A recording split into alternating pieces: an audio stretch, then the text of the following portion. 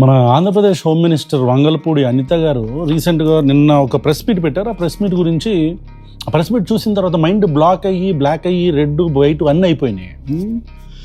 ఆ ప్రెస్ మీట్లో ఆవిడ కొన్ని పాయింట్స్ మాట్లాడారు. అసలు అద్భుతమైన పాయింట్స్. అంటే ఒక రాజ్యాంగబద్ధమైన పదవిలో ఉండి, ఒక బాధ్యతాయుతమైన పదవిలో ఉండి, హోమ్ మినిస్టర్గా ఒక రాష్ట్రానికి సర్వ్ చేస్తున్న ఒక హోంమంత్రి ఆవిడ ఇలాంటి స్టేట్మెంట్స్ ఇవ్వటం అనేది నాకు ఐ డోంట్ నో. ఇంకా ఇలాంటి వాళ్ళు మరి అంటే చంద్రబాబు నాయుడు గారు కావచ్చు, లేకపోతే జగన్మోహన్ రెడ్డి గారు కావచ్చు, వీళ్ళందరూ కూడా మరి రబ్బర్ స్టాంపుల్లాగా ఇలాంటి వాళ్ళని పెడతారో, లేకపోతే వీళ్ళకి బేసిక్ నాలెడ్జ్ ఉండదో ఏంటో తెలియదు. కానీ పేపర్లో రాసుకున్న గుర్తుండమని ఒకటి ఫస్ట్ ఏమంటారంటే, చట్టాన్ని కంట్రోల్ చేయాల్సింది పోలీసులే కదా, బయట అందరూ అంటున్నారు చట్టాన్ని చేతుల్లోకి పోలీసులు ఎలా తీసుకుంటారు అని. ఈ రెండు చాలా డిఫరెంట్ స్టేట్మెంట్స్. చట్టాన్ని కంట్రోల్ చేయాల్సిందే పోలీసులు, వాళ్ళ చేతుల్లోకి తీసుకోవడం అనేది చాలా అలా తీసి పక్కన పడేసారు. పొల్ల తీసి పుచ్చి పుల్ల తీసి పడేసి పక్కన పడేశారు ఆవిడ. మేడం, ఎవరు కూడా ఈ దేశంలో చట్టాన్ని కంట్రోల్ చేయరండి, కంట్రోల్ చేయరు ఎవరు.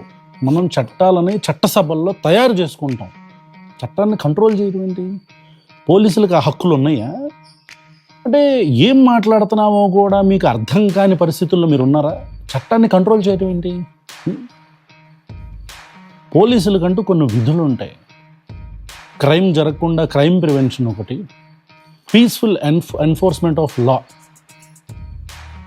శాంతియుతంగా అండ్ పీస్ఫుల్ డెమాన్స్ట్రేషన్. ఒకసారి చదవండి పోలీసులు విధులు ఏంటనేది.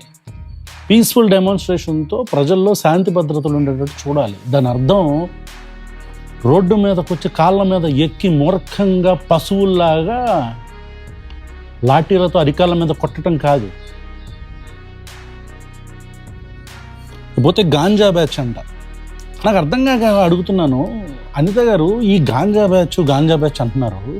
అసలు ఫస్ట్ ఆఫ్ ఆల్ రాష్ట్రంలోకి గంజాయి వచ్చి వాళ్ళు గంజాయి తాగుతున్నారంటే అది ఎవడ ఫెయిల్యూరు?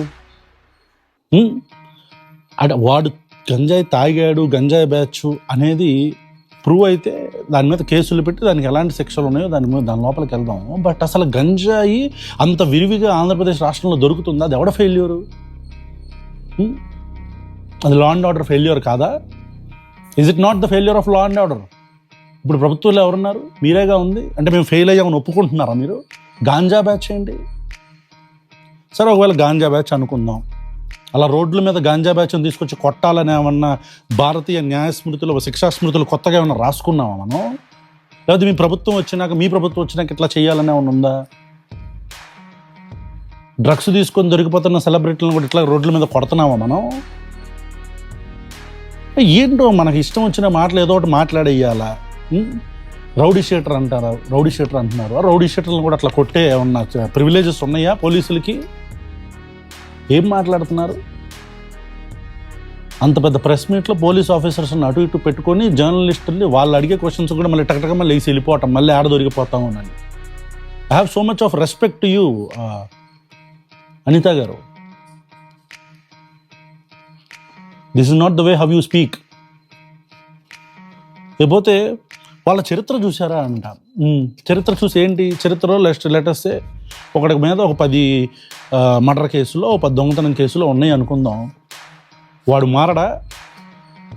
వాడు అంతకుముందు దొంగ కాబట్టి ఇప్పుడు కూడా దొంగే. వాడు అంతకుముందు గంజాయి తాగాడు, ఇప్పుడు కూడా గంజాయి తాగాడు. అంతేనా? మీరేం చెప్పాలనుకుంటున్నారు? అంటే ఈ కోర్టులు, చట్టాలు ఇవన్నీ ప్రిజనర్స్ ఖైదీల కింద తీసుకొని నిందితులని పట్టుకొని ఆ తర్వాత వాళ్ళు ఒకవేళ అది చేశారు అని తెలిస్తే వాళ్ళని తీసుకెళ్ళి జైల్లో పెట్టి వాళ్ళు పరివర్తన చెందటానికే కదా అల్టిమేట్గా గోల్ ఏంటి ఈ సిస్టమ్ది? ఒక దొంగో, ఒక మర్డరరో, ఒక రేపిస్టో, ఒక టెర్రర్ ఎవడన్నా ఉంటే వాడు పరివర్తన చెందాలి అనేదే కదా. వాడు దొంగ కాబట్టి ఇక వాడు దొంగే. ఇదా మీ థాట్ ప్రాసెస్? ఇదేనా? Rethink while you are speaking. ఆలోచించండి, ఒకసారి పునరాలోచించండి. పెద్ద మంత్రులు కదా మీరు, మీకు మేమేం చెప్తాంలే, మీరు అంటారు. ఇంకోటి, నిందితులకి మతం ఏంటి, కులం ఏంట? మీ పక్కన మీతో పాటు తిరుగుతున్నాడు ఒక వ్యక్తి, పవన్ కళ్యాణ్, మన అభిమాన నాయకుడు, నా అభిమాన నటుడు, ఉప ముఖ్యమంత్రి కొణిదెల పవన్ కళ్యాణ్ గారు. ఆయనకి చెప్పండి ఈ మాట. టెర్రరిస్టులకి కులం ఏంటి, మతం ఏంటి అని చెప్పని. ఎవరన్నారు వాళ్ళ వాళ్ళ వాళ్ళ కులం బట్టి కొట్టారు, వాళ్ళ అది బట్టి కొట్టారని చెప్పని ఒకవేళ అన్నారు అనుకుందాం కాసేపు. మరి ఈ సిస్టంలో అప్రెస్డ్ కమ్యూనిటీస్ మీద లేస్తున్న లాఠీ వేరే వాళ్ళ మీద లేస్తుందా? వేరే వాళ్ళ మీద లేస్తుందా? నిజాన్ని ఒప్పుకోవటానికి ఎందుకంత భయం? ఎందుకంత భయం?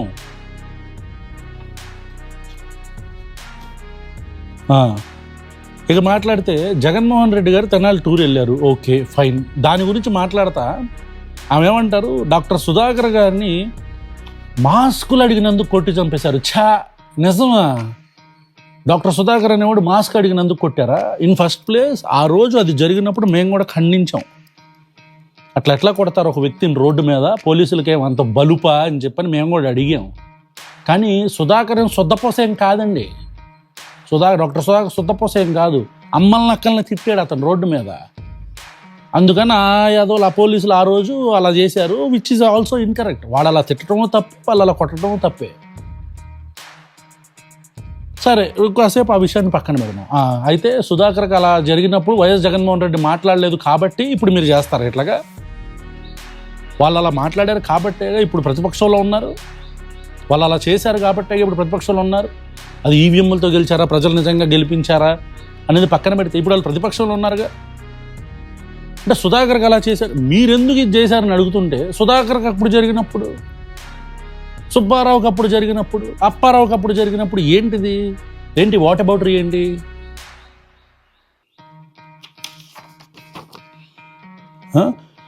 సిబిఎన్ ఏంటిది చంద్రబాబు నాయుడు గారి మీద అటాక్ చేసినప్పుడు, బస్సు మీద అటాక్ చేసినప్పుడు, టీడీపీ ఆఫీస్ మీద అటాక్ చేసినప్పుడు అప్పుడు ఎవరు మాట్లాడలేదు, తప్పు. అప్పుడు తప్పని చెప్పలేదు, తప్పే.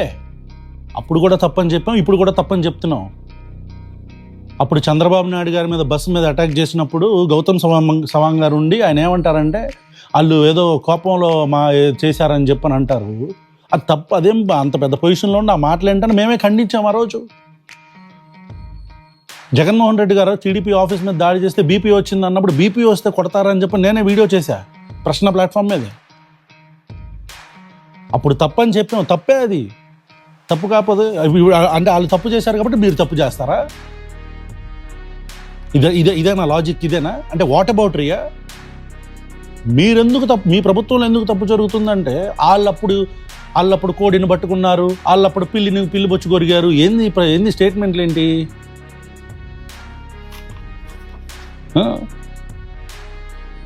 అరే ఏమన్నంటే పాత రెజీమ్ గురించి మాట్లాడతారు, పాత ప్రభుత్వంలో అలా చేశారు ఇలా చేశారు, అప్పుడేమైపోయారు మీరు అంటే, వాళ్ళప్పుడు అలా చేశారు కాబట్టి ప్రతిపక్షంలో ఉన్నారు. ఈ వాట్ అబౌట్ ఏంటి? ఈ గాంజా బ్యాచ్ ఇంటికి వెళ్ళి వస్తాడంట జగన్మోహన్ రెడ్డి అంటే, అదేలే నీరవ్ మోదీ గాడు, అంబానీ గాడు, అదానీ గాడి సంకల్లో మనం ఎక్కుతున్నప్పుడు, మన నాయకులు ఎక్కుతున్నప్పుడు మనకేం లేదు, కోట్లకు కోట్లు ప్రజల సొమ్మును అప్పనంగా దోచేస్తున్నప్పుడు, బ్యాంకులు లూటీలు చేస్తున్నప్పుడు మన ఎంపీ రఘురామకృష్ణరాజు ఎవరో, ఎంపీ రఘురామకృష్ణరాజు మీద ఎన్ని కేసులు ఉన్నాయి? ఇక మొత్తం చిట్టా తీయాలా?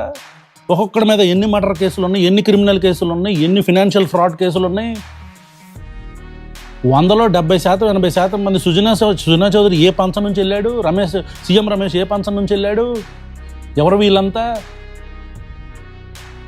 గంజాయి బ్యాచ్ ఇంటికి వెళ్ళొస్తారు, మనం తీసుకొని మన పక్కన కూర్చోబెట్టుకొని మంత్రులను చేస్తాం, ఎమ్మెల్సీలను చేస్తాం, అన్నీ చేస్తాం. శుద్ధపోస మాటలు ఎందుకండి? ఎందుకంట? చట్ట ప్రకారమే చేస్తున్నారంటే, చట్ట ప్రకారం చేయట్లేదు పోలీసులు. No, they not doing as per law. చట్ట ప్రకారం ఏం చేయట్లేదు వాళ్ళు.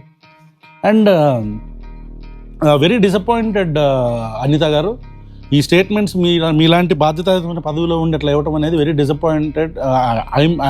My self I was very disappointed. అప్పట్లో రోజా గారు ఏదో అన్నారు, ఏమన్నారంటే, జగన్మోహన్ రెడ్డి మమ్మల్ని మా దాంట్లో ఒక దళిత వ్యక్తిని అంటే అప్రెస్డ్ కమ్యూనిటీ నుంచి తీసుకొని వచ్చి హోంమంత్రిని చేశాడు కాబట్టి నీకు ఈరోజు ఈ పదవి వచ్చింది, కాపీ కొడుతున్నారు అని చెప్పని. అలాంటి మాటలు నిజం చేసుకోవద్దు, ఆ రబ్బర్ స్టాంప్ మాటలు నిజం చేసుకోవద్దు అంటున్నా నేను. మనకి మానవ హక్కుల గురించి ఇవన్నీ మేము ఇప్పుడు లెసన్లు ఇవ్వాలా మీకు? మానవ హక్కుల గురించి అమ్మా, ఇక్కడ కులం, మతం, ప్రాంతం, వర్ణం ఏం కాదమ్మా. గాంజాయి బ్యాచ్, మర్డర్, రేపిస్ట్ అవన్నీ కాదు. ప్రతి మనిషికి ఒక మానవ హక్కులు అనేవి ఉంటాయి, హ్యూమన్ రైట్స్ అనేవి ఉంటాయి. వాడు ఖైదీ అయినా సరే, ప్రిజనర్ అయినా సరే, నిందితుడైనా ఎక్విటెడ్ అయినా ఎవడైనా సరే వాడికి మానవ హక్కులు అనేవి ఉంటాయి అని చెప్పని కోర్టులు రాజ్యాంగాలు తల మీద బాదుకొని పటా కొట్టుకొని చెప్తున్నా సరే మనం అందరాలు ఎక్కటం మర్చిపోవటం ఇవన్నీ.